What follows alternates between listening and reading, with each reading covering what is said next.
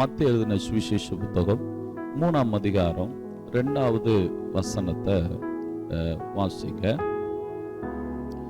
மனம் திரும்புங்கள், பரலோக ராஜ்யம் சமீபமா இருக்கிறது என்று பிரசங்கம் பண்ணினார்.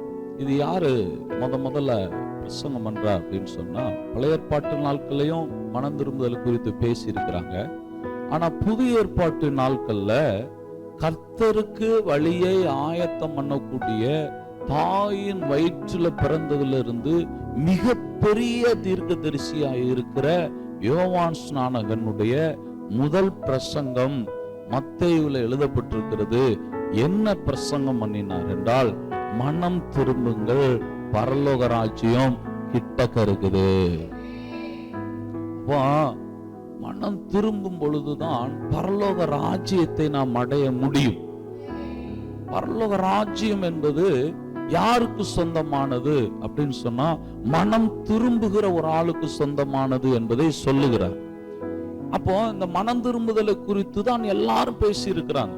இந்த பூமியில வந்த அப்போஸ்தலர்களா இருக்கட்டும், இயேசு கிறிஸ்துவா இருக்கட்டும், எல்லாரும் எதை பத்தி தான் பேசி இருக்கிறார்கள் என்றால், மனம் திரும்புதலை குறித்து தான் பேசி இருக்கிறாங்க. ஏன் அப்படி பேசுனாங்க? இந்த உலகத்துல வேற எதையாவது பேசிக்கிட்டு இருந்திருக்கலாமே, இந்த உலகத்தினுடைய காரியத்தை குறித்து பேசி கொண்டு இருக்கலாமே, ஆசீர்வாதத்தை குறித்து பேசி கொண்டு இருந்திருக்கலாமே. ஆனா அவர்கள் அதை பத்தியெல்லாம் பேசாம நீங்கள் மனம் திரும்ப வேண்டும் என்பதை குறித்து ஏன் பேசினார்கள் என்றால், மனம் திரும்புதல் மட்டுமே பரலோக ராஜ்யத்தை உங்கள் பக்கம் கொண்டு வரும். சரி பாருங்க, யோவான் ஸ்நானகன் மாத்திரம் இதை பேசல, இயேசு கிறிஸ்துவும் இதைத்தான் பேசினார். வாசித்து பாருங்க, மத்தேயு எழுதின சுவிசேஷ புத்தகம் 4ஆம் அதிகாரம் 17வது வசனம். அது முதல் இயேசு என்னத்தை பத்தி பேசுறாரு? இயேசு கிறிஸ்து பூமியில ஆசீர்வாதத்தை பத்தி பேசிக்கிட்டு இருந்தாரா? அவர் என்ன பிரசங்கம் பண்ணினார் பாருங்க. எத்தனை மனுஷனுக்கு நீ அப்படியாவே இப்படியாவே பேசிக்கிட்டு அலைஞ்சுக்கிட்டு இருந்தாரா? இயேசுதான் ஆசீர்வதிக்கிறவரு. யார் ஆசீர்வதிக்கிறவரு? தேவன் தான் ஆசீர்வதிக்கிறவர். ஆசீர்வாதத்தின் ஊற்று அவர் தான். அவர் ஊற்று, அவர் தான் ஒவ்வொரு மனுஷனையும் ஆசீர்வதிக்கிறவர். அம்மா பிள்ளைங்களா, சிறு பிள்ளைகள் என்னிடத்துல வருகிறதுக்கு இடம் கொடுங்க, தேவனுடைய ராஜ்யம் அப்படிப்பட்டவர்களுடைய சொல்லி அவர்களை ஆசீர்வதிச்சார். அம்மா பிள்ளைங்களா, அப்பத்தை பிட்டு ஆசீர்வதிச்சாரா இல்லையா? அப்ப ஆசீர்வதிக்கிறது என்னன்னு தெரிஞ்சு இருந்துச்சுல, ஆசீர்வதிச்சார்ல. ஆனா அதை பத்தி பேசிக்கிட்டு ஆசீர்வதிச்சுக்கிட்டு அலைஞ்சாரா? இல்ல. எதை பத்தி பிரசங்கம் பண்ணுகிறார்? அப்ப அவருக்கு எது முக்கியமானது? மனம் திரும்புங்கள், அது முதல். அப்படின்னா என்ன அர்த்தம்? யோவான் ஸ்நானகனை பிடிச்சிட்டாங்க. யோவான் ஸ்நானகனை பிடிச்சு உள்ள வச்சதுனால இதுக்கடுத்து மனம் திரும்புதல் குறித்து என்ன பண்ண முடியாது, பேச முடியாது. அவர் எங்க இருக்காரு? சிறைச்சாலையில் இருக்கிறாரு. உடனே இயேசு கிறிஸ்து என்ன பண்ணாரு தெரியுங்களா? அந்த ஊழியத்தை அவர் தொடங்கிட்டார். அப்போ அவங்களுக்கு தெளிவா தெரியுது, இந்த உலகத்துக்கு பிரசங்கிக்கப்பட வேண்டிய ஒரு பிரசங்கம் என்னன்னா, மனம் திரும்புதலை குறித்து பிரசங்கிக்க வேண்டும். அது முதல் எப்போ யோவான் ஸ்நானகனை பிடிச்சாங்களோ அது முதல் இயேசு கிறிஸ்து மனம் திரும்புதலை குறித்து என்ன பண்ணார்?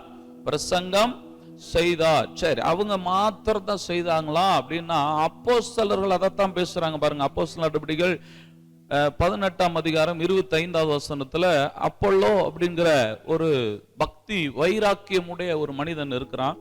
அந்த மனுஷன் என்ன செய்கிறான் அப்படின்றத பாருங்க. கர்த்தருடைய மார்க்கத்திலே உபதேசிக்கப்பட்டு, பாருங்க என்ன மார்க்கத்துல? கர்த்தருடைய மார்க்கத்துல நன்றாய் தெளிவாய் உபதேசிக்கப்பட்டவனா இருக்கிறான். அவன் என்ன சொல்றான் பாருங்க. யோவான் என்ன ஸ்நானம் கொடுத்தான்? மனம் திரும்புதலுக்கு என்று கொடுத்திருக்கிற அந்த ஞான ஸ்நானத்தை அவன் என்ன பண்ணி இருக்கிறான்? அப்போலோ பெற்று இருக்கிறான். பெற்ற உடனே அவன் என்ன செய்கிறான் பாருங்க.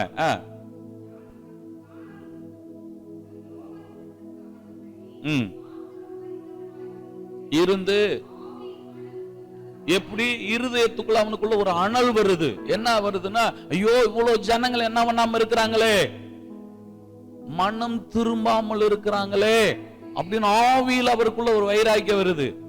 பாருங்க, மனம் திரும்பின ஆளுக்கு தாங்க ஆவியில் அந்த வைராக்கியம் இருக்கும், எல்லாருக்கும் இருக்காது. ஏன் எல்லாம் இருக்குல்ல, அது மனம் திரும்பின ஆளுக்கு மட்டும்தாங்க. மத்தவன் மனம் திரும்பல என்ற வைராக்கியம் இருக்கும். மனம் திரும்பாதவனுக்கு நான் நல்லா இருக்கிறேன், என் குடும்பம் நல்லா இருக்குது, என் பிள்ளைய நல்லா இருக்கான்னு போயிட்டே இருப்பான். அவன் மனம் திரும்பாதவன், அவன் உலகத்துக்காக வாழ்றவன்.